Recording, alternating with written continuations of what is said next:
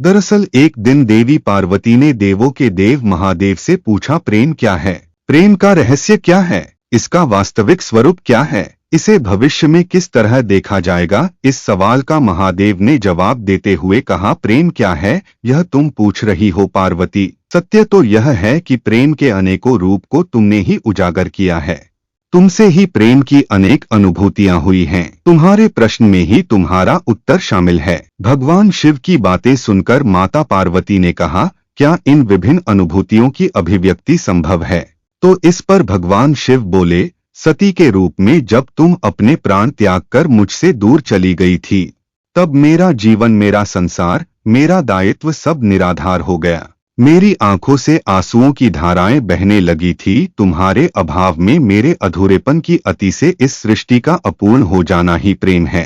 तुम्हारे और मेरे पुनर्मिलन कराने हेतु इस समस्त ब्रह्मांड का हर संभव प्रयास करना ही प्रेम है। और माता पार्वती का पवित्र बंधन बताता है कि एक बार जब आप किसी के साथ रिश्ते में होते हो तो हमेशा एक दूसरे के साथ इंटरेक्ट करते हुए अपने रिश्ते को समझने की कोशिश करनी चाहिए। अपने आप को न केवल उस रिलेशन में पूरा समर्पित कर दें, बल्कि आपसी तालमेल के साथ अपने रिश्ते को मजबूत बनाने पर भी जोर दें।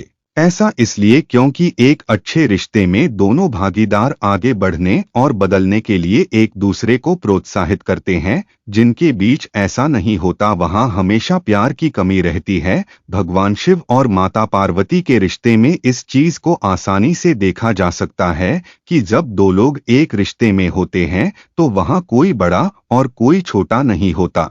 इस रिश्ते में सहजता के साथ एक अपनापन होना चाहिए जो दो लोगों को हमेशा एक डोर में बांध कर रखता है। हालांकि शादीशुदा रिश्ते में गलत व्यवहार को अपनाना बहुत ही गलत है। यही एक वजह भी है कि प्यार के लिए किया गया आचरण मर्यादित हो सकता है। वही जहां प्यार नहीं होता वहां इंसान अपनी मर्यादा को लांघने में कोई देरी नहीं करता।